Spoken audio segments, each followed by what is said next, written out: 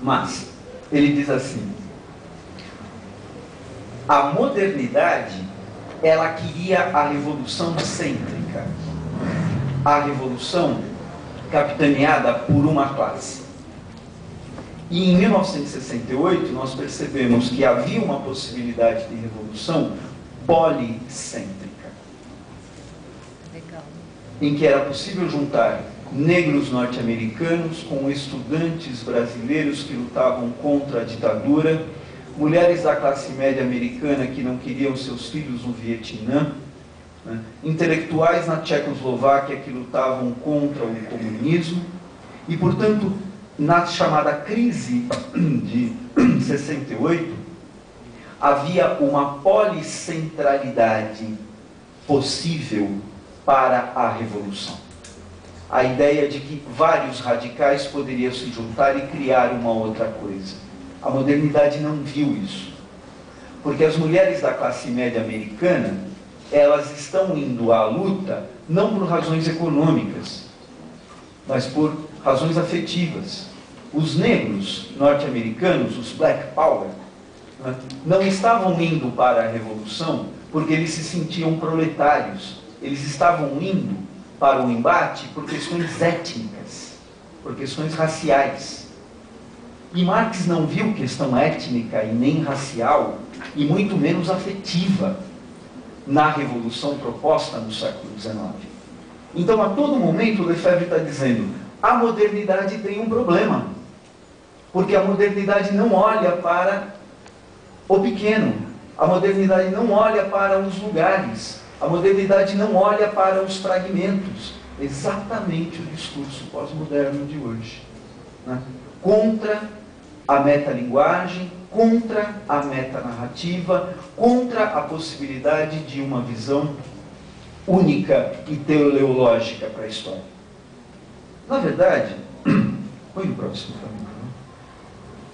O que, a partir do Lefebvre, eu quero marcar com vocês, e eu já vou para o final da minha fala, é que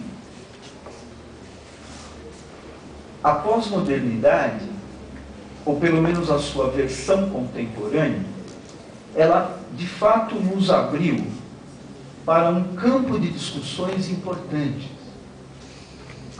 Ela nos abriu a possibilidade de questionarmos os nossos saberes, de questionarmos as nossas perspectivas sobre a ciência. Eu vou citar um caso só. Gostaria que, se vocês não lessem, leiam um dia o Boaventura de Souza Santos. O Boaventura, ele está escrevendo uma série de trabalhos que ele diz o seguinte: é preciso resgatar os outros saberes. É preciso resgatar o saber dos grupos indígenas. É preciso resgatar o saber das tribos Aimará. É preciso olharmos as classes populares e aprendermos com os seus próprios saberes. Não há como pensarmos o mundo se nós não entendermos os limites do próprio pensamento científico. Você vai na Amazônia, tem uma plantação, aí você fala: nossa, que confusão. Porque aqui a gente é tudo assim, né?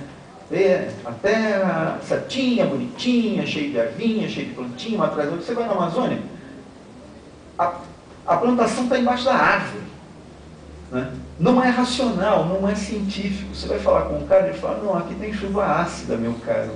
Eu não posso fazer plantação que nem vocês fazem lá. Porque se eu fizer a plantação como vocês fazem, na primeira chuva ácida eu já perco tudo. Então tem outro saber, tem uma outra experiência, tem uma outra lógica, tem um outro conhecimento que precisa ser considerado. Então, me parece que, se é possível positivizar a pós-modernidade, não é ela enquanto bandeira que prega o irracionalismo, que prega a fragmentação, que prega a impossibilidade de conhecer o mundo e a realidade. Não é disso que se trata. Esse negativo a gente esquece, mas tem um positivo que tem que ficar, que é a necessidade para o saber histórico de pensarmos uma história do tempo presente, dos homens do presente. Então nós não podemos fazer o que o século XIX fez. E encerro colocando dois elementos que eu trabalhei já nessa minha breve fala. Nós não podemos fazer o que o século XIX fez. Quando Morelli, Sherlock Holmes e Freud criam pelos indícios um saber científico, explicativo e verdadeiro das histórias, né?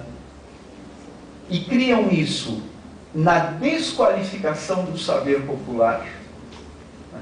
E criam isso desqualificando os conhecimentos das pessoas comuns. Por isso era Freud, Morelli e o Sherlock Holmes e os nossos camponeses do cavalo branco da crina grande. Né? Nós não podemos fazer isso. E também nós não podemos esquecer Nietzsche. E não é Nietzsche.